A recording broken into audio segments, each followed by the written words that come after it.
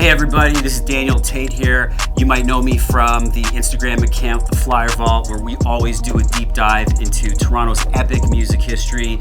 And today we got something very special lined up for you. I want to introduce you to my co-host, also my co-author for the Flyer Vault book, Professor of Music at York University, the one and only Rob Bowman. Thanks for joining us. Happy to be here. All right, now the man in front of me obviously needs no introduction because he changed the face of music. He goes by many different names: Starchild, Dr. Funkenstein, DJ Pooper Scooper, the Atomic Dog, basically the man of the mothership, the man who invented P-Funk and G-Funk. Thank you for joining us, the one and only George Clinton. Good to be here. Thanks for having us. See you again, too. Yeah. I feel like the stars have aligned to get us to this point. I've been so interested in your history because I learned about you through hip-hop. And I learned about you through all these West Coast rappers and producers, and some on the East as well, and trying to understand where this G-Funk sound came from. The way me and this man met was also through you. Because when I was doing this Flyer Vault project, I had found out that you had lived in Toronto. And that blew my mind. And so, because he's the resident historian of Toronto, I called this man up. And we ended up sitting down in a coffee shop talking about George Clinton's history in Toronto. And I was blown away. And in fact, I went on a mission to find flyers and posters that related to the Parliament and Funkadelic sound. So I'm just very glad that we had this full circle moment. Good to be here. That's amazing. So let's go back in time, Rob. Well, of course, we could go way back in time, but I think we're going to start with 67 when Testify hit on Revlon. And that's really the first hit single. I'm sure that gave you the ability to start touring in other places. Right. How soon after that did you get to Toronto? That would have been, the record came out in 67. We were in Toronto 68. And were you already playing border towns like Windsor and stuff like that? No, that was the first tour we were on. I mean, far as, out of the States, put it that way. We toured around New Jersey and New York. Prior to that, when I was actually working at a barbershop. Sure. But we was touring even when we were right out of school. We were still playing locally in Jersey and New York and around that area. Testify came out in 67. We went to Detroit. Iggy Pop, MC5, Ted Nugent, all of us had the same agent. Oh, wow. So we toured together a lot, and so Toronto, the Hawk's Nest was probably the first place we came in, played the Hawk's Nest in London, Ontario, and Windsor. I was going to ask what you remember about that first time in Toronto. What the audience was like, what the Hawk's Nest was like. Wow. Well, at that time, everybody was leaving the States, trying to dodge the draft. So a lot of people that we knew from the States, I had wondered where they went. They had disappeared out of it, but they had come here to get away from the draft. Of course. So that first night we ran into a lot of people that we knew, and at that particular time, LSD was hitting it. Big time. Big time. Everybody was walking around blind and beautiful. We had no idea what it was. We from the barbershop, we thought we was players and gonna be pimps, and we thought we was Motown. Because, we wanted to, I wrote for Motown prior to that. Sure you did. But we didn't get a record out with Motown. Right. So we wanted to be a Motown artist with the suits. So we came up here with the suits the very first time. So your first gig in Toronto was at the Hawk's Nest. Yeah. All right, so I'm going to bring our first piece here because it's relating to the Hawk's Nest. Yeah. Big land music, Ron Scribner. Oh, wow. I can tell you, this reminded me right away, Stone Soul Children. Diane Brooks. Right. Remember that name? Yeah. She was from my hood in Newark. She lived on Governor Street. And they had a record out probably 1959. Diane had a record in 59? With the Five Pennies, a girl Wow. group. a girl group, and they were like the Ikeettes. Right. Yeah, they had a hit record. So when I came up here and I saw her, that was one of the first people. She had already moved here. Okay. And Did you play at the Cock Door also, or just? yeah, we played the Cockador later. We played the Hawks and Nest most of the time. And I forget what year, but we played the Cockador later. We played the Hawks Nest. So what was the vibe like? You had the all ages teenage club downstairs, and then you had the tavern upstairs. Yeah, the teenagers was upstairs, and Ronnie Hawkins and his crew was all downstairs. Most of these people played. Andy Kim, oh yeah. Which did you prefer, playing upstairs or downstairs? Upstairs. Those were the kids. They were the wild. They were wild, huh? Yeah, they was wild. Everybody else was serious rock and roll, serious art and blues. Grown folks music. But we had Testify was a bubblegum record. It was a pop record, so it was a hit. So, but all of it was cool. Yeah. Silhouettes. Who else? Sweet Inspiration. Whitney's mother. Right. I worked with her. Sissy. Wait. Whitney Sissy? Houston. Hold on. Where? Which band? Sweet Inspirations. Sweet Inspirations. The Sweet Inspirations had Whitney's mom in the band? Yeah. Yeah, Sissy Houston. They did background all Sissy sorts of Houston. Atlantic So records. basically, Sissy Houston was up in Toronto in '69 playing at Oh the yeah. Hawks Nest. They Wow. were big. On the left side here, these are American acts who'd come in for a week at a time. Right. Whereas these guys all lived here. And, and Ron was managing them as well as booking them. Yeah. Sweet Inspiration was pretty famous in like 59, 58, 59. They were already big. They went with Elvis. They was Elvis background singers. Right. And then they did solo albums for Atlantic as well, and one for Stax later on. Mm-hmm. So would you say Hawks Nest and the Cock Door was sort of like the music headquarters in that era on Yonge Street for you guys? Oh yeah, at that time, yeah. It was years later before we played, like Blue Note and other places. And would you see Ronnie a lot? Ronnie Hawkins? Yeah. He was here very seldom. They was out on the road mostly down south. Yeah. And but we saw him. Oh yeah, we saw him. Whenever it got wild downstairs, we knew he was in town. Because they was wild. That was a wild crew. I hear Ronnie Hawkins knows how to party. Oh yeah, we were too young for that. Ron Scribner is a name that I hear a lot, and he sounds like an unsung hero or legend He really was. of the city. He actually was the one that not only did he book us, he was the one I confided into when I realized that Motown was over, the doo-wops and the suits was over, and we had to change the styles. We had played with a group in Connecticut, was called Vanilla Fudge. Oh, I remember them very well. Sure. Vanilla Fudge. And we saw their clothes, we saw their amplifiers, the big Marshall amps. I realized myself, this is what I knew Jimi Hendrix as Jimmy James. I knew him with the Isley Brothers. I knew him with King Curtis.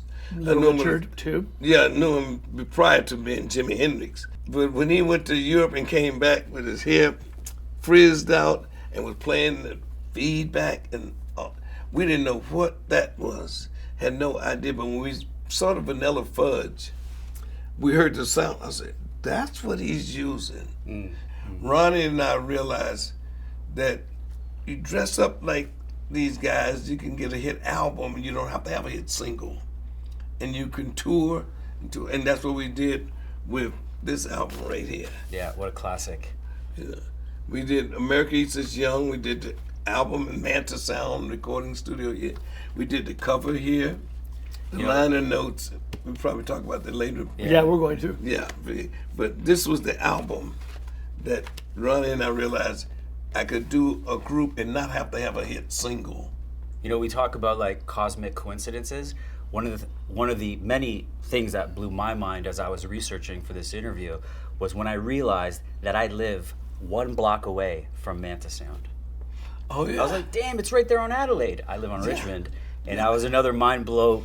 Yeah, we just moment. rode by it yesterday, and I remember the area. I couldn't remember which because they done. They call it Old Toronto. That's the area. Yeah, that's what's called. The Toronto drugs were pretty good, eh? They must have been, because I'm hearing about the Toronto weed, the Toronto acid, and Toronto acid powered this album. Yeah, we didn't know nothing about acid prior to that. We didn't know that was just happening. 67, 66 was when that jumped off. So there wasn't acid in Detroit? Well, we weren't from Detroit. We were from Jersey. But you were living in Detroit before you came. No, we was only going there to record. Oh, so okay. We were still living in Plainfield. In Jersey. I moved to Detroit and then here. Right. But when the record first came out, we were still in Jersey. And there was weed, lots of weed. Sure. Kids that drank wine and smoked weed. That was about it. But once we got to Detroit, that whole psychedelic era jumped off, and like I said, Motown started peaking at that moment. And here, once we got here, I brought the band from Jersey, because another thing that was big, there was heroin in Jersey. That was like, for older people, it was heroin. So I brought the kids, Gary Scheider, Boogie, Bernie Worrell. I brought all of them here to keep them from getting caught up in the heroin. To get away from the heroin. Yeah, because we were older than them. We had just missed that. That wasn't enticing to us. The weed was cool, but we didn't want them to get caught up in that. They was all 16, 17 years old. So it was the first time that you ever did LSD here in Toronto? Yep. And how was it? Oh, man, walking down Yonge Street, seeing people, everything was beautiful, like they said. Now, speaking of Yonge Street, what do you think of this? Oh, Club Blue Note. Tell us about Club Blue Note. That was years later, too, when we played there. And that was an old picture at that time. That picture had to be... This was 69, the ad. The ad is there, but the picture was older. Oh, much older. Because there's 3 people on there that weren't in the band when we played.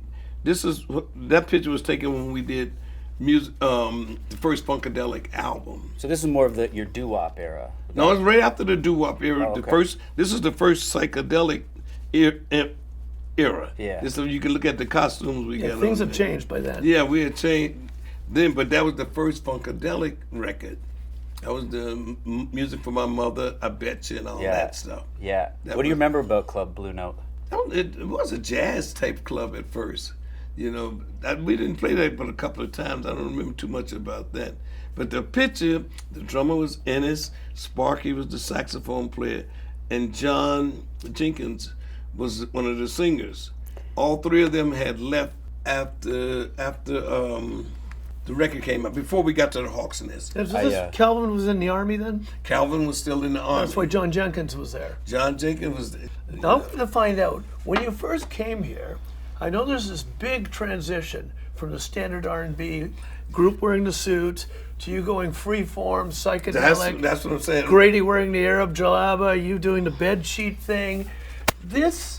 The first time though, were you still wearing the suits? We were still wearing the suits the very first time. That's what I wanted to get. Yeah, we were still wearing the suits the very first time. And then I remember Ronnie, and that's why I was looking at the names on that first thing you brought. Because there was a group here, not the Stone Soul Children, but a version of that group. Mm-hmm. Joe Pett and all the Prakash John. Oh, right, of course. There's the first version of that group.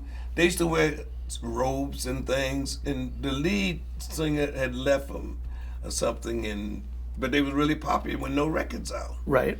And so that's when I realized, okay, we got to get psychedelic, but it's got to be a meaning to it, not just psychedelic. So then Ronnie said, not a meaning, just do it. Because we came from a barbershop, which we call ourselves, we made people cool. We did hair, so we knew how to do hair according to dress, the way people dress, so we knew styles. Right. But it wasn't about being stylish, it was about anti-style. It was like hippies wore jeans with holes cut in and patches said, fuck you on the side. So we realized the kids was anarchy. They wasn't trying to be what their parents was. Right. So we realized that's what it's about. But it had to be fun, not just doing it as a political statement. We clowned it. So we did stupid shit. And Ron encouraged this. And Ronnie and I, he encouraged. He knew I had enough clown in me to actually pull it off. He told me about this guy that had this band and how they had followers and everything. And I realized, okay, that's what we need, because we're not going to chase 45s trying to get hit single. we did first with dashikis and things, but we actually went with the diapers and sheets. Yeah, Gary in his diaper. And... I did the diaper first. Oh, you did a diaper first? Yeah. Oh, wow. Because Gary wasn't with us then. Gary didn't get with us until after this record came out. Well, right. Yeah, but we did the diapers, the sheets, and naked. We did all of that. You know, and we were just like, but psychedelic as hell. Eddie Hazel was a Jimi Hendrix at about 17 years old. He was all of that. Okay. So we could actually pull it off, the psychedelic sound. He was a gospel singer. And, but this eclectic P-Funk fashion sense came from here, came from Toronto? Yeah, the whole concept of what we did was funkadelic. Once we stopped doing the routines and everything, that was right. And so do we have good fashion stores up here and clothing stores that you would buy clothes at? Or? Oh, that Mr. Man, Master John, all along Young Street there. The boots that I just did with Fluvog, John, the guy that owned the John Fluvog. We talked about this. He was impressed by the shoes from Toronto at that time too. Wow. He was up. We bought all the platform boots. If you see those old pictures, you'll see a lot of it is from.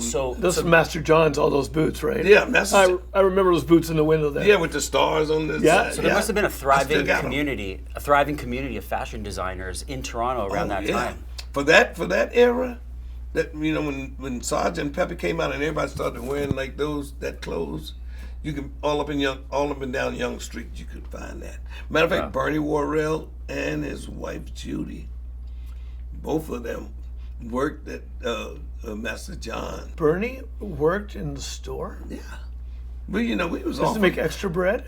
Yeah, you had to do anything you could to Gary and Boogie and myself every now and then. Remember Rochdale? Right, of course. I wanted to ask you about Rochdale. We got to talk about Rochdale.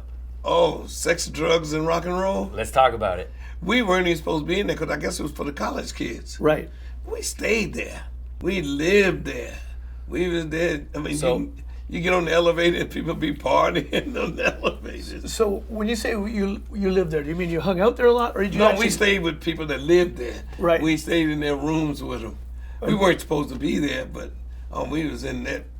Gary and Boogie stayed probably 6 months to a year. But why was Rochdale College so special or different for those who don't know? Like, what's the story of Rochdale College? I could never figure it out. It seemed like the college built it. I never could figure out how they could get away with it. The police weren't allowed to come in there. Yeah. Was it a commune? Like what? No, it was a university residence. It was a university residence for kids that went to college. That just got, quote, out of hand as far as the university was concerned. So a college for special kids. No, it's just regular kids. Regular kids. They just turned it special. They got so in charge of everything that they kept the police out. It was just one of those situations, and they were very smart kids. Yeah. But that was the era. The Vietnam War allowed everything to go. Everything that protests that war, they was doing. And since everybody was so guilty in the government for that war, they couldn't say too much to the kids about whatever they was doing in the name of peace and love. Right. And that whole thing, all the way up to when John and Yoko came in. Right. John and Yoko. On it, all of that. Got another one for you. All right, so 1969. What's popping this weekend? And this is September 12th, 1969. We got you and your guys at the Hawk's Nest rock to the rhythms of the Parliaments and Funkadelic. Mm-hmm. The next day at Varsity Stadium, the Toronto Rock and Roll Revival with Bo Diddley, Gene Vincent, Chuck Berry, Chicago, Whiskey Howell, Alice Cooper, and The Doors. And they didn't even know yet that John was coming and Yoko. Right. But a couple days, were you there? No, we weren't. We didn't go to that show, but that weekend or whatever that was, Toronto was lit. Lit. Everybody. Tell us about it. And, I mean, if you remember, you wasn't there. It was Facts. It was like that, and they just showed up, and like the word was out that on the news they was here and whatever was going on. But like I said, I can't remember exactly what happened, but I knew that was a wild one. That was a wild. The city was on that weekend. Yeah, I stayed at Ron's house up on what is that, Don Mills? He lives in Don Mills, yeah. Yeah. Yeah. Don, I stayed at his house, and I can still see, looking out the window, I can see you know how you have flowers that's in designs, and tripping, looking down from like the 8th, 9th floor, looking down on the flowers, they was all, you know, tripping my ass off. And yeah, that week was September '69, man. Yeah. What a time! Right, a month after Woodstock. Yeah, colleges kept us together. That's when Ron had a real good college connection. He booked us in all the major colleges. There was at McGill. Right. You know, we was up in Montreal all the time. What's it, London, Ontario? Western and London, yeah. Yeah. Yeah. That's where Tall Ross sort of spun out. Yeah. Boy, This guy knows. oh my God, dude. He's right about that. What was it? It was, London Gardens, maybe? no, it was the Edgewater. Oh, right. Edgewater Hotel. Edgewater that? Hotel and Edgewater Inn. Yes, Where was that? London. London. It was like an amusement park around the area. So And, London had its old party scene too. oh my God, all of in St. Catherine. Is that St. Sure, Catherine? yeah. And what's the other At one? Brock University in St. Catharines. Yeah, and the place in the club where they walk around in a circle all night long. Oh, I don't know about Around that. the bar, they round the floor. That was a routine. Everybody, you know, you like you skate like a A skate. roller skating jam. But they wasn't roller skating. They walked. This was St. Catharines. Crazy. Yeah, in Hamilton. Right. Yeah, both. McMaster University. Yeah, both of those, and that was a trip. You know, all this was like, we were like much of a fan of this than they were. We were a little older. We had to be 24, 25. Most of the kids was 19, 18. So you were not just a Toronto man. You were doing all of Southwest Ontario.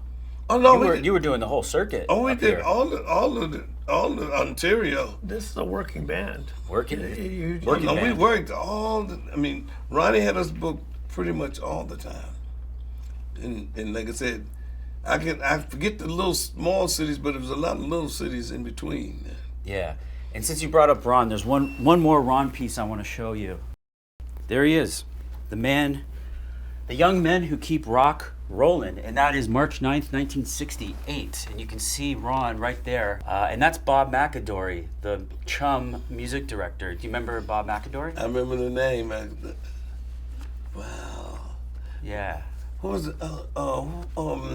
Blood, Sweat, and Tears. What was his name? David Clayton Thomas. David Clayton Thomas. Yeah. He was here at that time. Yeah, with the Shays. Yeah, right.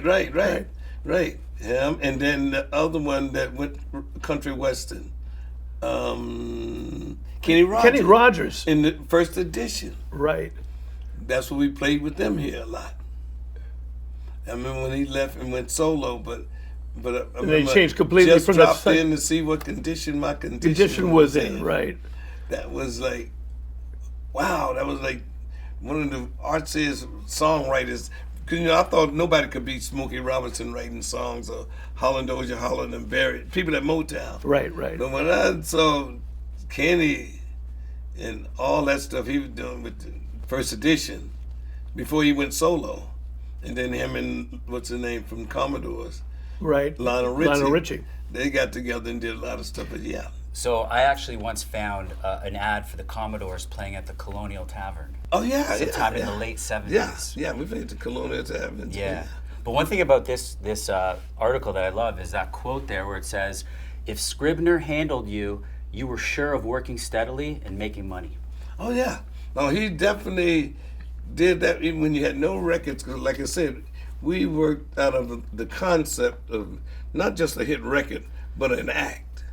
He put together, we had an act. And once we did this record here, America Eats Its Young, from then on we knew that we had to do albums and make concepts of the album. Because we had watched, Pink Floyd. We was watching Jimi Hendrix. Jimmy only had 3 albums out. Before he passed, yeah. Yeah, I mean, all his stuff was live shows. But those 3 albums put him in the position to be most rock and rolls want to be today. That kind of guitar player, and that's what Were you Ronnie was influenced? good. Were you influenced a lot by Pink Floyd? The concept of the mothership, the fact that they built them big productions. That record they had out was Dark Side of the Moon. Dark Side of the Moon, right? That record was, 15 years on the charts? It was an unbelievable record, yeah. My first cover story was interviewing them when I was 16 on that tour. Yeah, that record was on the top of the chart for 15 years. So yeah, I was influenced that's what you had to do, an album. Once you did an album, they didn't have to hit when you put them out. Albums last over the years, and each year they get more popular. Right. I mean, like today, Free Your Mind, Your Ass Will Follow. We knew that wasn't going to be a hit record because we went too crazy on purpose. 3 days of recording it on acid. We knew what we were doing.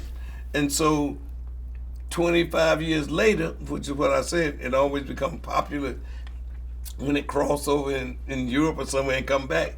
25 years later, I met the Chili Peppers. Yeah. And their favorite album was Free Your Mind, Your Ass Will Follow. They were into that and calling it punk. It was basically what we were doing punk. And I pretty much got that notion from Iggy Pop.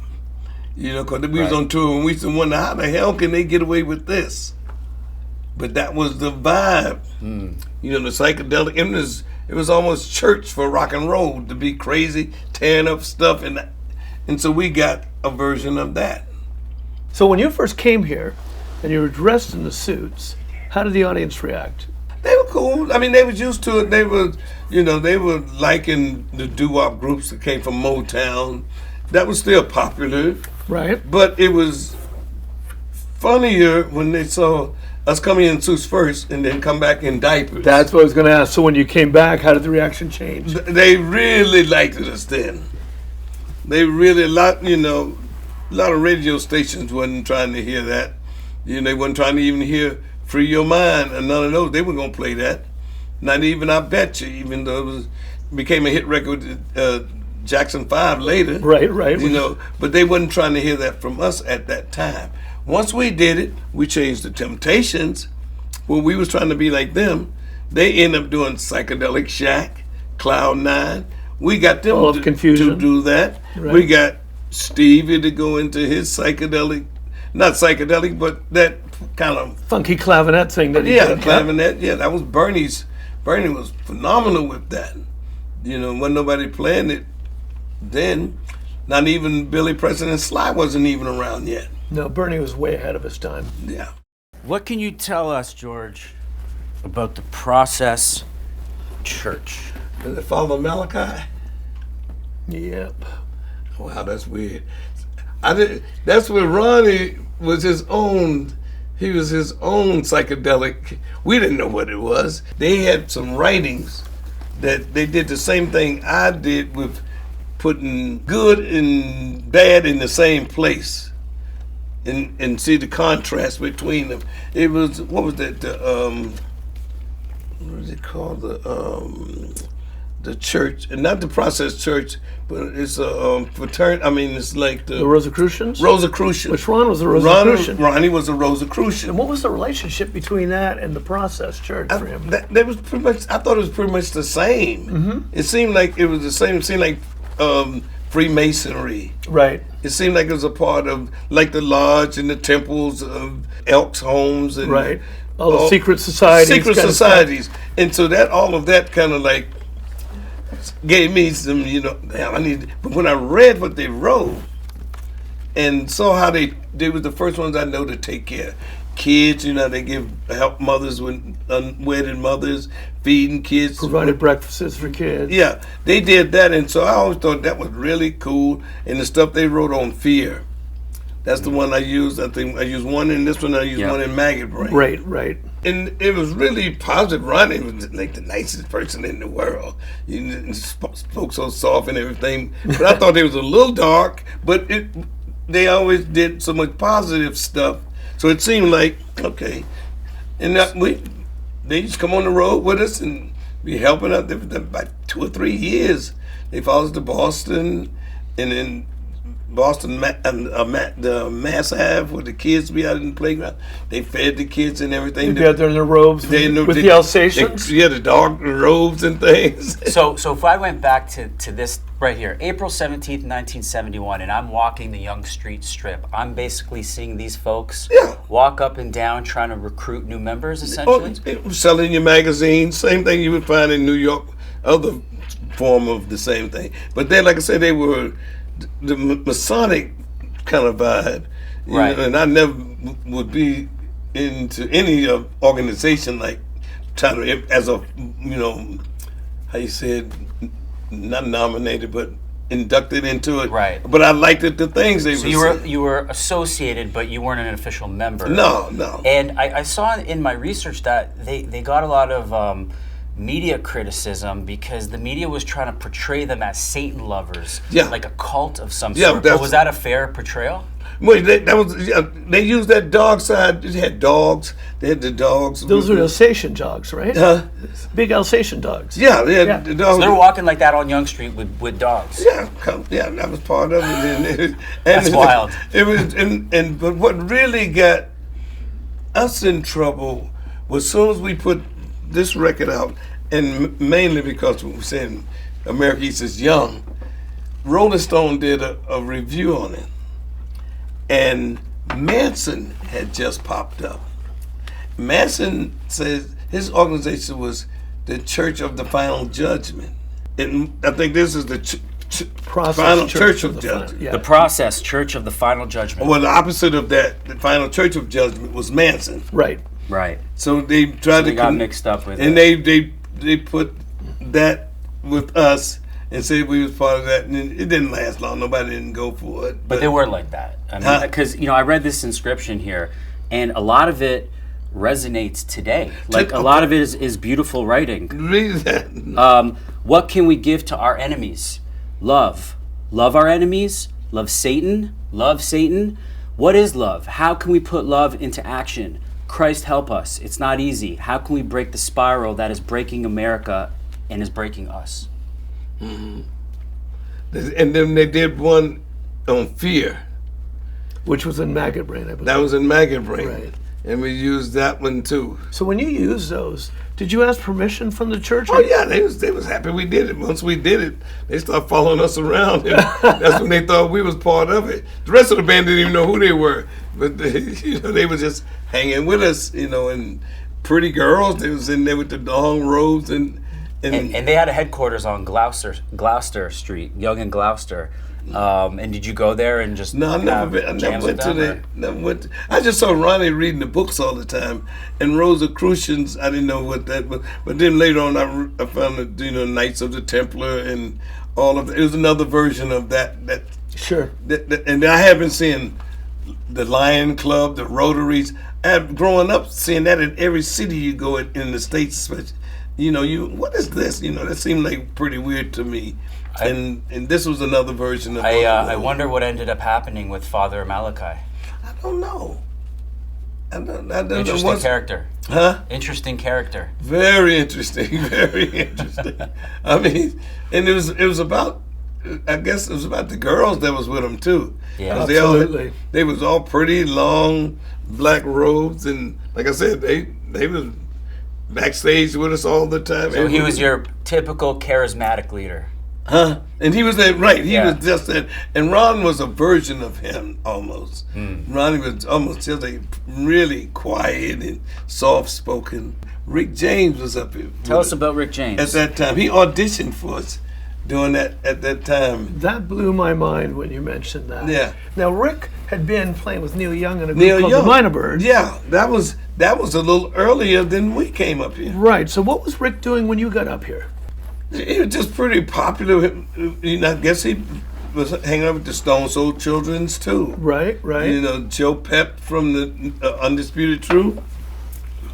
Right, I remember. Diane Brooks. Yeah. And Prakash John, who was with Alice Cooper at the time. He didn't introduce us because we already knew him and Shep, but he actually introduced me to Shep personally. We knew of him back in Pontiac, Michigan, but he introduced her to Shep, and I saw how Shep had set them up so good.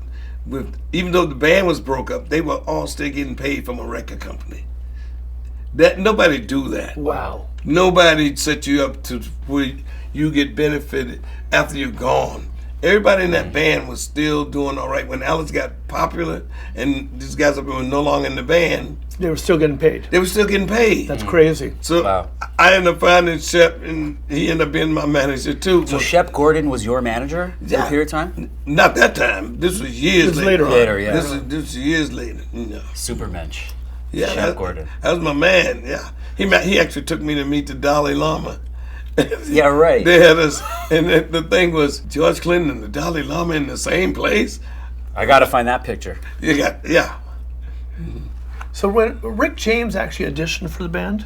Yeah. As a bass You know, player or singer or both? Singer. I didn't even know he played. I never seen him play an instrument. Okay. What happened was when we got Bootsy, Right. because he came up right after this. Yeah, he's on film. Well, Bootsy's on Fillmore. This on that, is right? first record with us. Yeah. When we went back and became, the mothership and all of that, they wanted Jeffrey Bowen from Motown wanted Doja Holland rather. They wanted to get Bootsy to sign with them, and we didn't let him. So they ended up getting Rick James To replace Bootsy. to replace Bootsy, and I saw him with a bass. I'd never seen him with no instrument before, but and he became the Rick James that people know. Rick James in the whatever the band was named, Rick James and the Stones City Band. Yeah. Stone, and we did that album Gloria Stupid. We said Stone Shitty Band. Remember? I remember. We were And so signifying on him. He yes. thought he was the donkey on the front of the cover of the album, Right. That was dressed up with the braids. He thought that was him.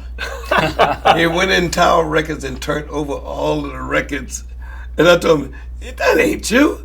That donkey's cuter than you." He opened up for you guys a lot, didn't he? Yeah, later on. Yeah, when you guys started getting big. He was in a band called the Minor Birds in Toronto. What was the group name that came and got on Westbound? From Montreal. The guitar player, Mahogany Rush. Oh, right. And the guitar player was Frank. Frank's Last name. He played a lot like Hendrix. Yeah, I played just He like really him. wanted that sound. But it was weird because they say he woke up one morning and was playing like that. He wasn't playing prior. I don't know how much I believe that. I don't believe it. They said that he was like all right guitar player prior to that, but he could play everything that Jimmy played. Frank Marino. That's right. Frank Marino. Mahogany Rush. You get to. I don't believe that to say if you remember you weren't there. I remember a lot of stuff. Now, you just brought up Westbound Records. So, in your autobiography, you wrote that you thought Canadian audiences were a little more sophisticated than American audiences. What made you think that? How did that manifest We were itself? able to get away with rock and roll and R&B at the same time. Either you had to be one or the other in the States. You had to, so you notice, because we were too black for white folks and too white for black folks.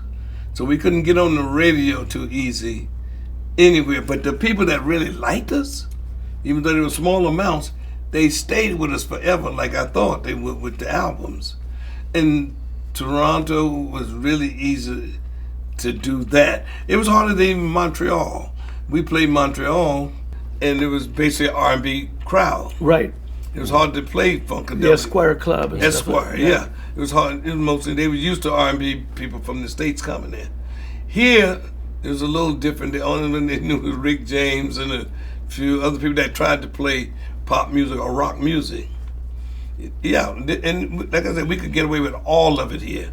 That got us used to figuring out how to do both sides of the music and not, be adverse to one or the other. I've always been fascinated how Toronto was so embracing of all these different sounds and styles in the 60s and in the 70s, and that all manifested on the Yonge Street Strip.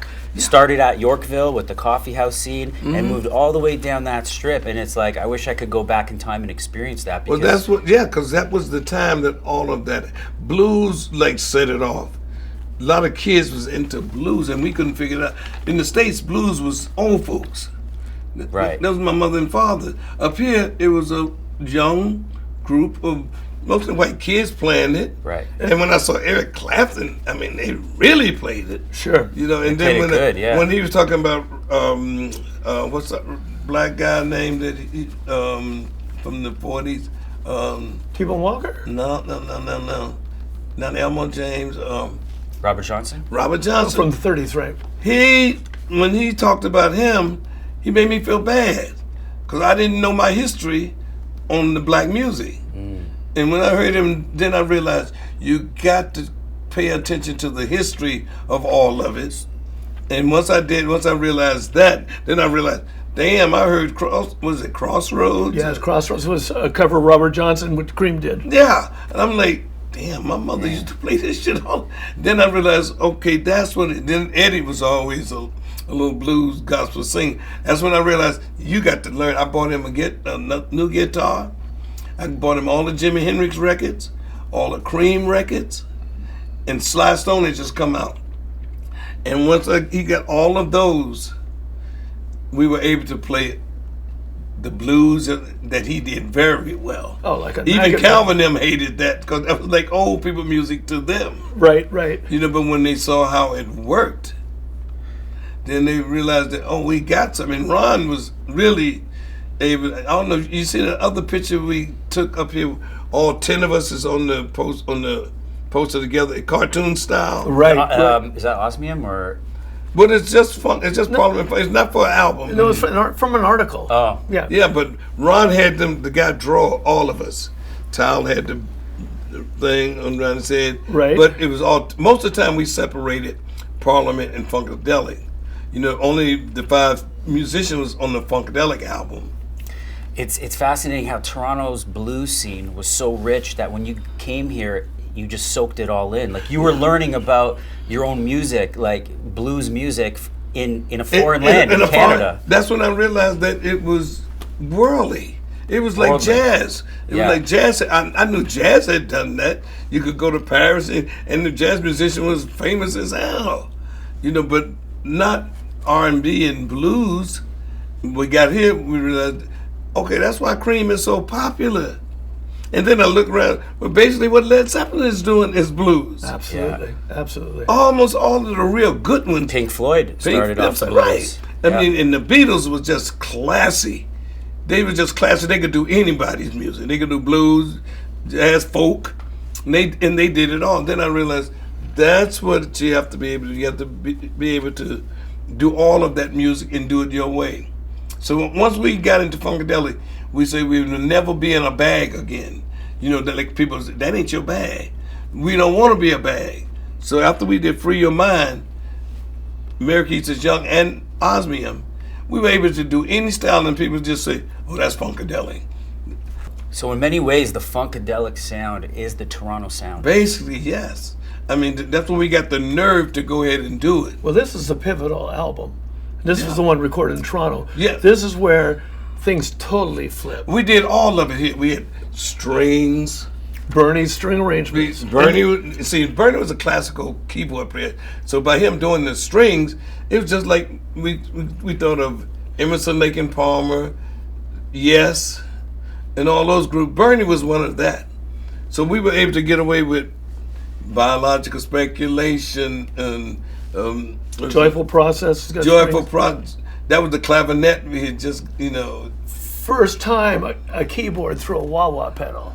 Right. And you know Stevie heard that. Yeah, and then he did it. Right, Yeah. right. What happened? Who threw it? Someone threw it. Joyful Process, Bernie put his clavinet through a wah-wah pedal. First time anybody done a keyboard through a wah-wah pedal. They did guitars like that, but they didn't do it. They didn't do And then if you listen to what Stevie Wonder did shortly thereafter, Yeah. he's clearly influenced by this. Right. Yeah. I mean, it's a great They book. both had a keyboard called the RMI. And he was also the first person to do with a Moog bass. He played a Moog bass on Flashlight. Nobody had ever done that. Such a great sound. And he was imitating Larry Graham from Larry Sly. Graham. Nobody knew Got slapped. that's what he was doing. They just doom doom doom doom doom doom doom doom doom. So instead of popping, he's doing it on the keyboard. Yeah. Yeah.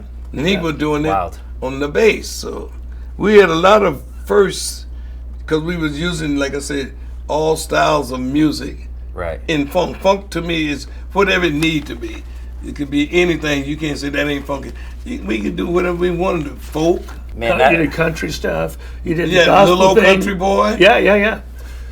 And coming from Motown, Barry, one thing he taught all of, if it's a hit, your job is to figure out why it was a hit. Not that you don't like it or you like it or not. Figure out what it is that made it a hit. And do it again. And you do that.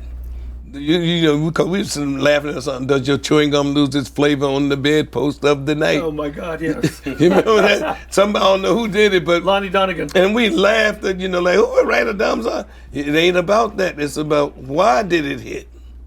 And so once you get that into perspective, you're able to, like, make your own versions of that. At least you have the nerve to do it. Well, and you took the idea of comedy, Oh, yeah. and ran with it a very different Oh, but direction. the other thing, the Coasters, Oh yeah, of course. Lieber and Stroller was one of my favorite Brilliant. songwriters for that group. They were brilliant. That was the most brilliant songwriting there was. And I worked at the Brill building, and the office was like 2 doors down the hall. And I'm looking at Charlie Brown, all that stuff, yakety yak. Little Egypt searching. Little Egypt come strutting with the button down. Oh, I love that stuff. They were so lyrical that you strive to be like that. You strive to want to be able to put words together and have play on words. Comedy was it for us. We was wearing the bras and titties and wigs right as soon as Testify came out. We'd be all right in the beginning with the suits, but eventually we'd stuff our church with and come out of the coats, and we'd be sweating all over the place anyway. And you were doing a lot of performance things. Ron told me you'd come from the entrance of a place through the audience. That was our main thing. We would Through the audience. Through the audience. All of us, not the band, but the singers come in through the audience, and you see Fuzzy got on. He's got the long johns with holes in them, and Right. I got a diaper on, and you climbing over people's table, your balls hanging around, and you're doing psychedelic gospel. Amazing. So you get caught up in the gospel feel of it, the funniness of it, the gyrating on people's table. So basically, the kids might not know this, but Drake is not the first one to come to the show through the crowd. Oh no, God, That might be you. Lots of people did that. Oh no, we did that. We came through the crowds, and so people, my theory was, if you make people have to get up and look to see where you at, that caused the commotion that people love to see at a show. Yeah. Something's going on. Where is he at? And you see one of them up on the side of the wall, climbing the wall. Another one's on somebody's table gyrating, and the music is church, gospel, and psychedelic. Tension builds. Yeah. So all you know is, I don't know what they were doing, but it really was fun. So we had a lot of that.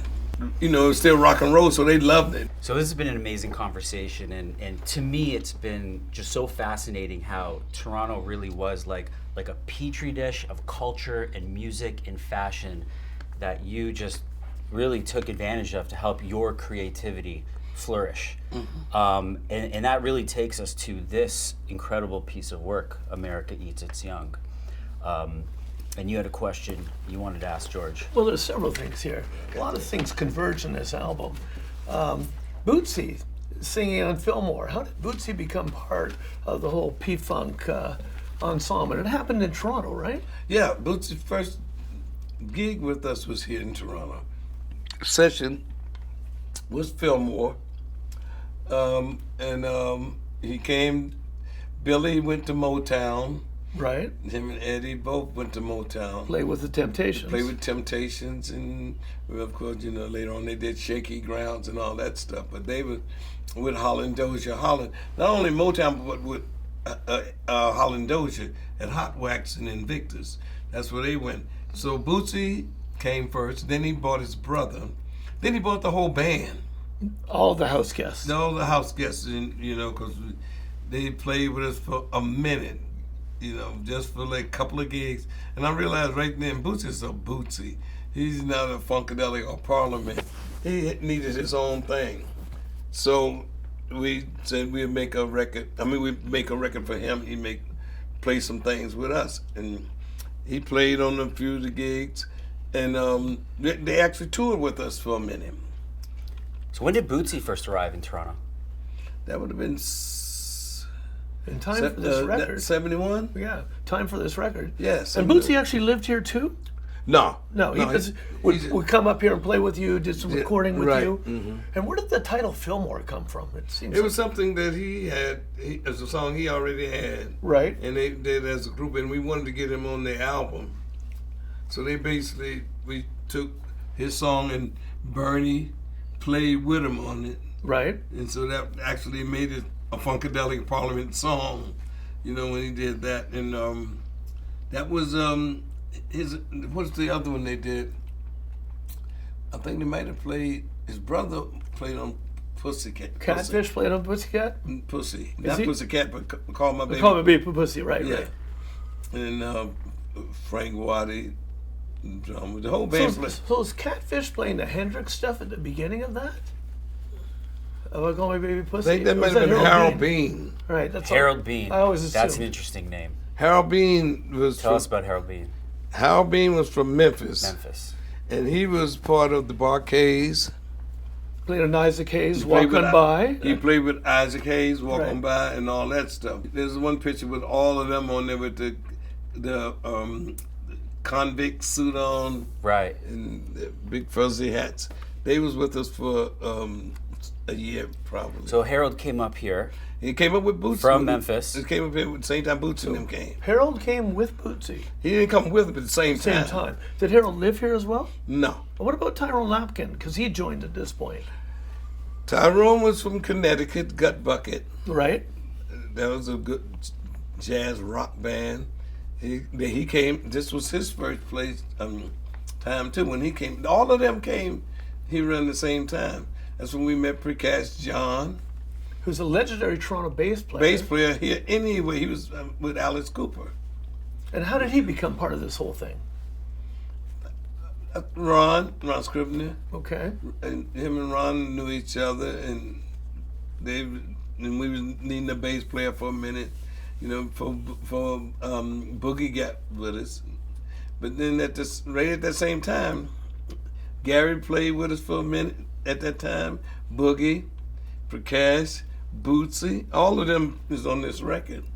And that's why you call that the most eclectic of the Funkadelic albums. This really was not only everybody played on it, but for us going out with these album covers. This was the last one we did before Pedro Bell started. Right, who took over on Cosmic Slop. Yeah. Speaking of Cosmic Slop, I was walking downtown Toronto a few days ago, listening to that album on my phone, and as I look up, the CN Tower starts turning green. Because it's got the lights. Oh, yeah. I look up, the CN Tower, green, as I'm listening to this record. Oh, wow. That's weird. Cosmic shit. You want to hear something weird? That tower, the tower you got down there, I live right next door to Bob, the guy that designed it. That's a cool little fun fact. Yeah, and he also did one in Seattle, I think it was. So did he do the Needle in Seattle? The Needle. Ah, okay. and he was the architect or the designer? The architect. So you... But I'm not sure which one of the architect. I know he designed it. I think, yeah, he designed it. Do you remember the CN Tower being built while you were here? Like as it was coming up? Yeah. Crazy. And his wife and his two kids, they was our next door neighbors. And when you flew in for this trip, you must have enjoyed seeing the CN Tower because it's illuminated. It's a beautiful landmark. I'm used to seeing it by itself. By itself. I'm not used to seeing all these buildings now around. It's surrounded by everything. Yeah. You can't see it. You have to be really close to it to see it. Or in the airplane. I'm used to seeing it. Yeah, I'm used to seeing it across town. From 27 or 4. You used to see it from the top of the city. You can see it. You can't see it like that now. Just riding through the city last night, I'm right down on Yonge and all those, and I can't see the tower nowhere. And every once in a while it'll peek up a little bit. So you were talking about the cover of America Eats Its Young, and it's really kind of interesting. We have the Statue of Liberty. And seems to be... I told them what to put on there. The babies, I didn't tell them about the babies, but I wanted the Statue of Liberty and this right here, the needle in the hypodermic needle, right? In the Viet Cong. And the American Eagle. And the American Eagle. I told them to do that. But flip it over, and they in the pyramid, me and Ron did all of this. I forgot who he got to do it, but we did this together. This was I was fascinated by the Knights of Malta, Knights of Columbia, you know, the Lion Club, right? All of Brotherhood. And where did the idea for the title of America Eats Its Young come from? I don't know. It was all of that Vietnam War stuff going on, and I think I heard somebody say something like that, and I don't know where I got it, but I knew that would be. But I wanted the dollar bill to be the funky dollar bill. The funky dollar bill. I wanted it to be that. You know, I wanted that to be the cause of everything. Funky dollar bill, right there. It's an extraordinary record cover, and it's in some ways people talk about it as a concept album. I don't know if you were thinking of it that way. I definitely was, but I just couldn't stick to the concept. Right, so it's sprawled everywhere else. It's all over the place. I didn't get the concept album right, even though I tried to do it a lot. Even the Mothership, right? I didn't get that right till we got to Motor Booty Affair, which was the underwater concept. Right, I remember that tour. Yeah. All of that was all the songs related to the topic, you know. But I was trying to do that because I always thought that Sgt. Pepper was one of the best albums there was, you know. And that to me was whatever the concept was. I felt the concept, even though the songs were all over the place. Right. The style of their writing, George Martin producing, it was a record that held true to that brand new style throughout the whole record. And the concept was really this fake band, Sgt. Pepper's Lonely Hearts Club Band, introducing it's a band, and then playing the record. Yeah, I mean, or playing their set. If I you didn't will. get that part until, but I knew it was something about it that made me know this is a concept record. You know, because all the album rating in that period was good. And you know, you knew the White Album, the other album, all of them. Sure. I didn't know which one was which, but when that one came out, they were on another planet, and it really was. It was somewhere between classical and cartoon. So, George, I'm going to share this with you, and I've marked it down right there. And if you could do us the honors of reciting those lyrics, which are unbelievably wild. Okay, you started in the Powerful. Let me see if I can remember the first part. A luscious bitch she is true, but it's not nice to fool Mother Nature. The proud mother of God, like all hoes, is jealous of her own shadow. Who is this young big-titted bitch who wished to be queen for a day? Who would sacrifice the great-grandsons and daughters of her jealous mother? By sucking their brain until their ability to think was amputated. By pimping their instincts until they were fat, horny, and strung out. In her neurotic attempt to be queen of the universe. Who is this bitch? America Eats Its Young. Now that's a long way from Testify in terms of writing lyrics. Yeah. Tell me about that transformation. It's kind. I mean, we've talked about the change in the appearances, the change in the stage act, but your lyrics got really, really deep and sophisticated. I don't know. Well, like I said, Smokey had turned me out as a songwriter, and you know, would play on words and things. But he was still writing love songs. He was still writing love Tracks songs. of My Tears, Tears of a This Clown. was once I got into America Eats Its Young, and the whole era of that, you know, Vietnam War. I had to try to do that in a way, not necessarily love songs. I wanted my regular songs to sound like love songs, but not talking about love. And that was like probably one of the first ones I started experimenting with lyrics. That was, and I never wanted to be like really negative, you know, bitching about it, but make it scary sounding. This album sounds scarier than it, I mean, looks scarier than it really Actually, is. it's right. Yeah, I mean, America Eats Its Young sound like it's getting ready to be all kind of Heavy crazy. metal. But if you notice, balance is my thing. The sun, the wind, and rain must come. Mother, you know, I'm talking to Mother Nature, and you know the whole thing.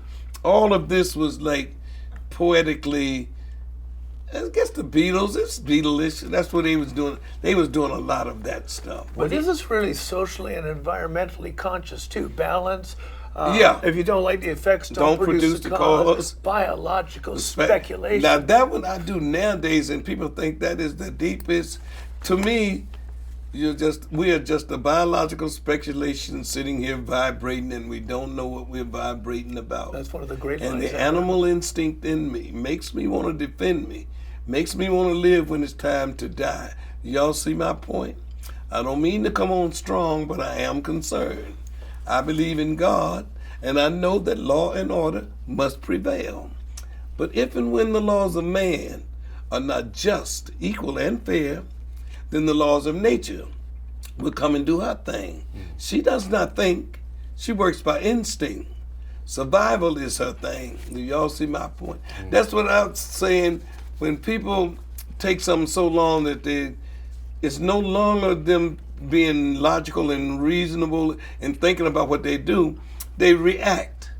And it'd be horrible, when somebody react Absolutely. after they've been treated like shit. You can't expect them to be nice about it. That resonates today. It resonates. Right now, it resonates. That's what I'm you're saying. I do that one now. It chokes me up. Because then, I think I was tripping my ass off in those kind of things. It was happening then. That was the Vietnam War. Where did the metaphor of loose booty junkie twist come from? When dudes that would shoot heroin, they'd be out on the corner, Plainfield Avenue in Plainfield. Right. Everybody was doing it. You could look down 3 blocks and you see people, they had their different nods, they'd be nod. And when That's a junkie twist? Junkie twist. They would be scratching. Wow. Right. They scratch, itch. Yeah. And they hear some music. And you call that the junkie the junkie twitch? twist. Oh, The junkie twist. It's such a great metaphor in that song. Loose booty, booty, the junkie twist. It was, and we was actually messing with Eddie. Oh, he because he had some problems. He would be doing Yeah. that, and he actually sang that. But you saw a different twist in Toronto. There wasn't the junkie twist up here. That was more New Jersey, right? Where heroin was a problem. But up here, it was a different twist. Now, No, up here was that happy drug, whatever it was. The happy It drug. was, when everything was beautiful for real, when ugly people were really beautiful too, that's what got me with the acid. You actually laughed, because everybody you saw had a weird smile on their face. It was that time, yeah. But it was all That was the cool. acid trip, yeah. And everybody was cool and peaceful, Peaceful, and all- loving. Yeah. Now, in Loose Booty and the title track, America Eats Its Young, the vocals are way back in the mix. You Yeah. nearly can't hear them. I meant for them unless to you be, work- I wanted them to be instrumentals actually. Right? And I would just put a little vibe in there just to have some lyrics in it, because instrumentals is hard to get for real played. So you put a little bit of nonsense on there. And they have to analyze it. They have to figure out what you're talking Well, about. you have to keep listening to get, You have to get keep listening deeper to into it to get try to it. get some out of it. When you told this story on Drink Champs, my ears just perked up like a cat. I was like, okay, now we got some Toronto history on the biggest hip hop podcast. And I heard that story, and you were telling it to EFN and Nori, and it was incredible. But now you're on Toronto soil, and we would like you to retell that story from right here in Toronto. What went down on the 401? Where were you coming from? Where were you going? What happened? We left United Sound in Detroit. About 7 to 8 o'clock. Don Davis's studio. Don Davis Studio in Detroit. We had just finished the album, Mothership. We came up to Toronto. Gary was living down, what was it? It's Spadina, somewhere around in there. Mm-hmm. We came up, and I was living in Mississauga. We went down to Gary's. He wasn't ready to go. We get, it take 4 hours to get from Canada. Right. So we go down to Gary's place, and we coming back from his place, going back to Mississauga, going down 401. Just as we passed the airport, before you get to Burnhamthorpe, we saw like a laser light. Daytime now. This is daytime. Oh, not night. No, I that's thought it had to be night. We didn't figure the night that out until like 12 years later. Okay, it was daytime. That's the weird part about this, is that we saw this light in daylight. Crazy. Okay. That's what's weird about it. Wow. We gets off, and now we're riding down Burnham Thorpe. I don't know how far down, Not quarter of far. a mile. Yeah. Riding down Burnham Thorpe, and it was all farmland. Nothing like I just like seen, today. I just seen it the other day, and I couldn't believe it. It's like farmland right down. The light comes down through the trees, and it hit like 2 blocks in front of us. We see it coming out. That's that same light. Cause first time when it happened, I said, "What was that?" Boots say, "What was that?" I said, "I don't know what the fuck that was," and we just drove on. Then 3-4 minutes later, it comes down through the trees, about a block and a half, 2 blocks away. And on our side of the road, we driving west. Then it hits in the block that we're in on the other side of the highway, and the third one hits the car on the driver's side. And these are just beams of light. And when it hit the ground, it splattered like electricity. But it's like one laser light. Something. Yeah, like one solid light at first, but when it hit the ground, it pops. I mean, it sparks like sparks. Okay, when it hit the car, it looked like mercury in a thermometer. You know how it bubbles up and Moving around.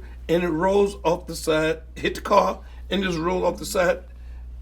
Bootsy reached and turned the radio down, because we listened to something on the radio, and turned the radio, and as it hit the car, what the hell? Before we could say anything, street lights. Now we haven't related the fact that we just saw this was in daylight. Right. Now all of a sudden it hits the car. We react like the street lights are dimming. They're getting darker and darker. And the car lights is doing the same. It's getting pitch black dark around down Burnthorpe towards Bloor. We may be 5 blocks before, 7, 8 blocks before we get to Bloor. Right. We see it's getting darker and darker and really dark that you have to slow down. He said, "What was that?" I said, "I don't know. We get the fuck out of here.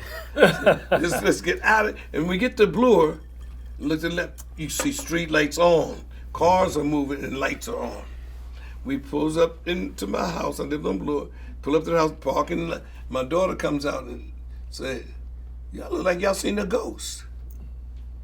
She said, "Give me a hug. I'm getting ready to go to bed."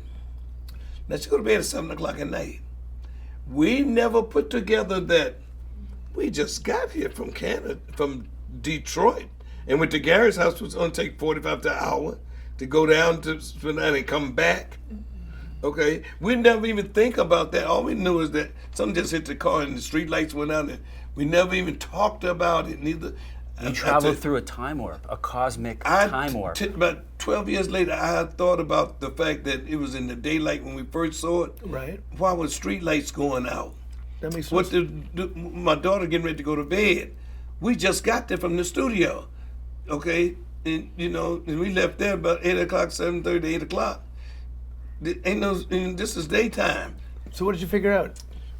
Time was missing. That's exactly right. The time was missing, but like I said, I called Bootsy up. I'm on the road. We don't even play together now. I'm call him up and just say, "What time did we get to Toronto that morning?" He said, "We left the studio. It had to be before lunch." I said, "Yeah." I said, I said, "Why was the street lights going out?" He said, "Man, fuck you." Because the streetlights wouldn't even be on. Wouldn't be on. Okay. So here we have They Make Kiss Look Like Salesmen, Toronto Star, October 15th, 1978. And look at you, man. You're reviewing a Buffalo show. This is a Buffalo show. George Clinton, Dr. Funkenstein has mellowed slightly. Slightly. You don't look mellow there. That was at Shays or Kleinhans in Buffalo. I can't remember which. Yeah. Kleinhans. Kleinhans. Kleinhans Music Hall. And so I saw this when I was doing my research, and I was, again, just blown away. Wanting to go back in time, wishing I was born earlier, because just looking at the headline, looking at you, and I just love how Toronto rock writers used to be back in the day. They make Kiss look like salesmen. That's weird because That you can't get more real than that. Kiss and ourselves had the same tailors back then. Larry Legaspi out of New York. But I took my costumes they made for me, and I took it to Detroit to a guy named Tom the Leatherman, and he put all the fringes and stuff on it. This was a regular leather suit with the wings on it. He put all of the attachments to it to make it look like, but we had the exact same ourselves, Patti LaBelle and LaBelle, right? LaBelle, Right. we all had the same costume designer. Oh, that's interesting. Larry Legaspi, he did Cats. Is he still alive? No, a few years ago. It was his And a And lot didn't of you have the same stage designer too, Jules Fisher? Jules Fisher. Right, he did your stuff and Kisses, right? Yep. But your stuff was better. Yeah. Oh, the Mothership was definitely. Oh, the Mothership- And he did the underwater thing to the Motor Booty. Right. Those tours were among the greatest things I ever But experienced. like I said, it was Pink Floyd that when they did that, the Wall and the Big Pig and Right, they had right. 2 or 3 big jazz. I wanted to do one like that, you know, that would last for a while. And it's in the Smithsonian now too. Yeah. You go to DC and see it. It's, Is that the second one in the Smithsonian? Second The one. one you used in Central Park when you brought it back. Yeah. Yeah. And so I imagine a lot of Toronto people would make the drive to Buffalo to go see P-Funk. If you wanted to see P-Funk, that's the only way to see them then. Now, this caught my attention because I thought this was incredible because we have the national newspaper, the Globe and Mail. So this was a coast-to-coast newspaper. And I just thought this was an incredible headline with great photos. Funkadelic is psychedelic. Orbiting the outer rim of the rhythm and blues scene, Funkadelic has put psychedelicized soul back into a new wave of hip black identity. Oh, that's a good one. That was John Swenson out of New York who wrote that. Yeah, but you know, it's amazing how this went into our national newspaper, coast to coast, and you guys were on top of the world here. That's funny because we did a song with Prince called Soul Psychedelicized. Right, right, right. And what you're looking at here, so there was a local alternative weekly called Now Magazine, and they would sort of chart what was going on in the city with culture. And what we see here is Now Magazine in the year 2000, articulating the greatest concerts of the last 20 years in Toronto. And if you look at who's number 4, that's the P-Funk All-Stars at the Concert Hall, November 29th, 1989. So according to Now, the 4th best concert in Toronto history of the last 20 years. George Clinton, eager to prove that he was more than just a sample source for hip-hop beatjackers, he led the unified forces of Funkadelic, Parliament, and the Horny Horns through a 4-hour funkathon, leaving the sweat-drenched crowd begging the maggot maestro for mercy. Yeah, the four That's well hours, written. The 4-hour shows was like some of the best. How did you have the endurance for 4-hour shows? Oh man, we did them 6 and 7 in New Orleans at I forget the Tipitina's. Oh, right. At daybreak, we'd be playing at Playing daybreak. until 6 in the morning. People would go home and come back. And that happened in a later period because during the Mothership times, you weren't playing shows. That were No, that they long. wouldn't let you play the union. Those were union halls. Right, right. They didn't play that, but when we got back into clubs, and Then you things, really took it. yeah, we did that in early days back in the. I mean, we'd be at the Hawks Nest all night. Right. When we wasn't supposed to be there, we played. After it was over, then they just jam. Anybody get up on the stage with us? Oh, then we said And like, that's 89, so that I imagine would have been the first show here after computer games came out.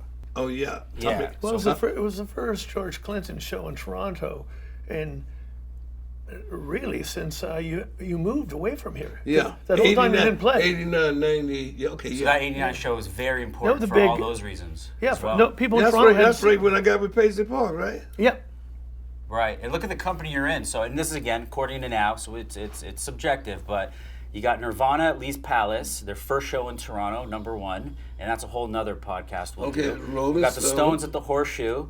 You were there, right? yep, of course. We got the Police Picnic in Oakville. I was there Okay, too. right, 83. right. Then we got you number 4, and then we have Jeff Buckley, rest in peace, And October Public 28, Enemy. 94. And I was at the PE show Enemy. too. So 89 was definitely a good year because you could get Public Enemy at the concert hall in June and then come back in November for Parliament Dead Funkadelic. Kennedys. They got Dead Kennedys in the car. You know, so I thought this was a very cool piece to share with you. I worked with Fela. Oh, Fela was amazing. When did you work with Fela? That would have been right around the same time. Right And when you around say you worked with him, you played gigs with him, or but he was playing. We was in the studio. I did a song, Nubian Nut. oh, of course, '84. '84, yeah. Yeah. That's a Fela. And Fela's on that? No, that's a Fela song. Oh, you but covered That's Fela. when I first met him. Mr. Follow, Mr. Follow. Right. They follow. I saw the Nubian Nut tour in Memphis Yeah. at Mid-South Coliseum. Yeah, but I had just met him then. Wow, that's crazy. 91. The colorful hair. The hair was great. That was in Paisley Park, a place called the Hair Police. So that's where you first got the colored hair? No, not the first place I got it, but it was where it started looking kind of cute, kind of nice. Right. You know, it was a place. Matter of fact, the girl was on the set of Graffiti Bridge. Okay. She actually, so it was called the Hair Police. They did that one there. Before I had it, you know, the little cap sewn onto the top of it with the colored braids on it. And what I love about this one is, And then the wigs earlier. you look amazing. The ad is great. This is 2 years after the previous one. This is 1991. And again, you're back at the concert hall, which we're going to be seeing later. And that's probably, other than maybe Massey Hall in Toronto, one of the most revered music venues in our city. Zeppelin played there, Bowie played there, Tina Turner played there, the Small Faces. And of course, you did 3 or 4 shows over at the concert hall at Yonge and Davenport. Yeah, is that the one with the Masonic? Yeah, with the red room upstairs. Yeah. You remember that? Yeah. That's a crazy room. Yeah. And so this 1991 show also got rave reviews. So this is also from Now Magazine. And, you know, it just goes to show you, this town had a love affair with you. Concert report. Audience expectations were so high that no one seemed to care about the gaping cracks in the grooves and screamed along with Clinton's riotous choruses of "Shit, goddamn, get off your ass and jam." After 3, and I love how it finishes. After 3 hours of nonstop action, Clinton brought the show to an explosive climax with the anthemic "One Nation Under a Groove" and finished off those still standing with a double-time rip through Flashlight. Now that's more like it. You had the city going nuts. I remember audiences yelling "Shit, goddamn, get off your ass and jam" before you came on, as a way of that's the way hyping it up. That's how we recorded. St. Louis, people would do that, and then we start doing it ourselves. Right. You know, but they would do that before you go on. I remember Cleveland doing it before you went on too. So let's enter. Awesome.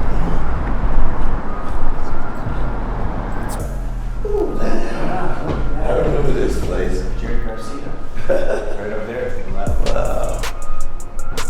Frank Zappa. Yeah. The people up there on that wall. I recognize all. The Atomic Dog. Welcome back home, what sir. it looked like. Does it look like how you remember? Oh, it looks different. What do you remember when you came here in '89? What did this place mean to you? It was like where all the stars had played prior to us. It was, by that time, it was already a classical theater. So getting here at that time was like, and we made it in Toronto, because we had been here during the early parts of our career on Yonge Street, but coming here, it was like playing at the Boston Gardens after we saw Led Zeppelin there. Oh yeah, I remember the steps. You were just talking about the Masonic Temple door handles the whole ride here. Is that right? Yeah, they had all of the insignias. You're right. Oh yeah. It still has that old school charm. That. Yep. Is this what you use for a dressing room in here? Yep. Yeah, this was What a beautiful room. Hey, baby. Oh, Pretty close.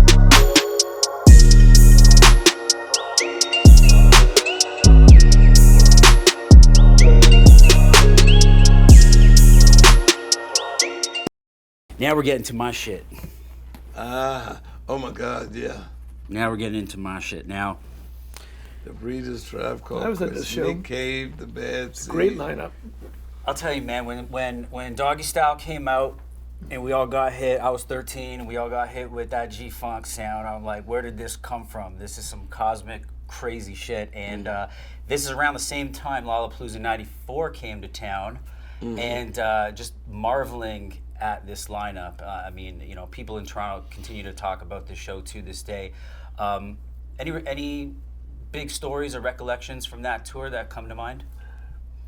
Oh yeah, no, that was like a great tour. They used to do, the audience used to do the thing. They would throw bottles, the plastic bottles. Right. They in the sun, you can't tell what it is. It's just like explosive, and they were doing that everywhere we went, and we didn't know what it was. But I know the Chili Peppers had done it the year before that. That's right. And we had worked with them, so that's what broke them. We watched them, and remember the Fishbone was there, but one of them they had to leave the show because one of them parents kidnapped them and took them to one of those religious communities. Try to straighten them out, yes. And they could, so they actually didn't get to become who they were supposed to become. Yeah. They would have been bigger, yes. They would have been bigger. They couldn't finish the tour. And then we did this one. But these Lollapalooza tours were incredible, just like all the youth culture and the convergence of rock and hip hop and dance music and fashion, and then to bring you in because there was all this interest in P-Funk because of the G-Funk. The other one was, who was it? Which one of them was it? Was it Beastie Boys? So we got Beastie Boys are there, Tribe Called Pumpkins. Quest. Beastie Boys was the one that was traveling with the monks. Yeah, that's right. They had those The monks. Tibetan monks. Yeah, Tibetan monks. Yeah, I remember that. The Breeders. Yeah, just seen them recently. Nick Cave. I just saw Nick Cave last night. Yeah, He was here. So my generation, a lot of them got introduced to you at this show, Lollapalooza, when it came to, it was at Molson Park in Barrie.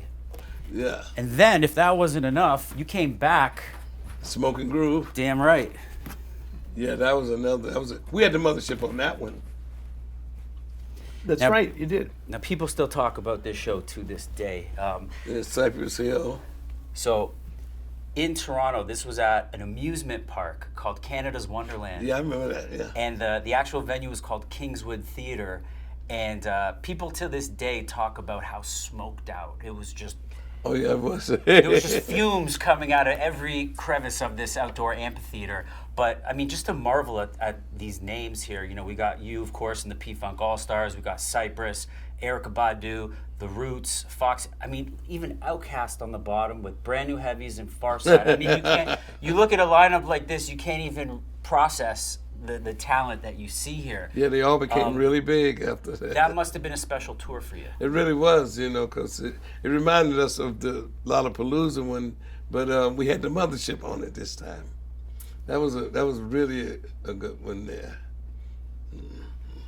Yeah, amazing. Wow. Brand New Heavies, I remember them. Key to Bala, which is actually in cottage country. Yeah, where was this at? So this is in Bala, which is, North?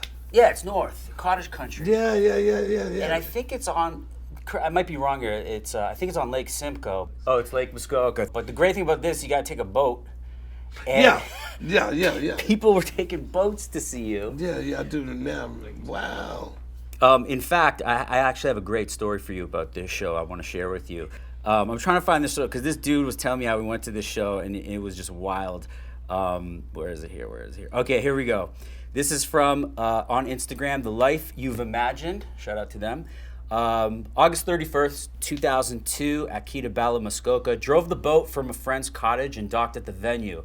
I was 21, but had first started listening to P-Funk around 13, so was amped to have this show up in the land of lakes at the old dance pavilion on the water. The crowd funked so hard that the old dance floor kept flexing. The band was totally accessible after the show, back of stage. I met Dr. Funkenstein himself and Scheider, the diaper guy. George tossed me his pink stage towel on his way out for a joint with his crew. Great memories. Not Toronto, but thank you for the reminder. Yeah, I remember this one, yeah. And I was here with my homie Jeff, shout out Jeff, and we were drinking Heinekens all night. That was my beer, too. You were up on stage, and we saw the freak show on stage, and I was 21, and that was the first time I saw you guys, and I was blown away. So I wanted to share this with you. Yeah, I remember that place up there, yeah. Now, before we wrap up, there's a couple more things that I'm really itching to understand. Well, one mainly, and that is how you ended up on Drake's For All the Dogs album. Now, I'll tell you, for me personally, it's incredible because we're bridging the gap from old Toronto to new Toronto. And when I had found out that you were actually going to be featured on Drake's new album, I was blown away because this was a few days before that I, by total happenstance, had found a video of Drake's father singing the blues, Crosscut Saw by Albert King at Bloor and Brunswick, handed it over to Drake. He used that video to do the rollout of his album. And then only a few days later, I found out you, who I'd be interviewing, was also on the album. So I'm thinking to myself, there's some cosmic slop going on. Like, there's some crazy shit going on. And so I'm really dying to know, how did that connection happen? How did, this Bark Radio thing happen with you and Drizzy? Snoop called me. I worked with Snoop all the time, a lot. Of course. Lots of different things. And he said, Drake is getting ready to do something about dogs. He said he came to me to do something about dogs. He said, I told him that, hey, I can't do nothing about dogs, and that dog father's in there. He said, so do you mind would you do something whatever he wants? And so I said, yeah. Because I'm getting ready to do Dope Dogs, that album. I'm getting ready to do a Broadway play on that. Based on that album, cool. Based on that album, yeah. So I said, well, he want to do something on dogs. I got, Dope Dogs and blah, blah, blah, blah. He said, well, you can talk with him. He said, I'm going to put you in touch with him, and y'all figure out what we're going to do. He said, I'm going to do it too. So I thought that he might want to do that. So I got together some dog stuff, but then he called me back and said, I want you to be a DJ. Snoop said this to you. No, this was Drake. Once he called, we got in touch with each other. He said, I want you to do a DJ on the album, you and Snoop. And so I said, okay, that's what it is. That's what it is. He said, we got to come up with a DJ name for you and blah, blah, blah. And so I said, okay, DJ Pooper Scooper. Love it. And he loved that. He thought that, on Bark Radio, what's on top of the house? Roof. So Drake personally called you and asked you to be on the record? No, Snoop called me and asked me. But then once he hooked us up, and then Drake called, and we called him, and he called us back, and we talked back and forth and got together on the things he wanted me, what kind of thing he wanted me to do. And when I did it, he loved it and said, I'm going to do it. I did it and sent it to him.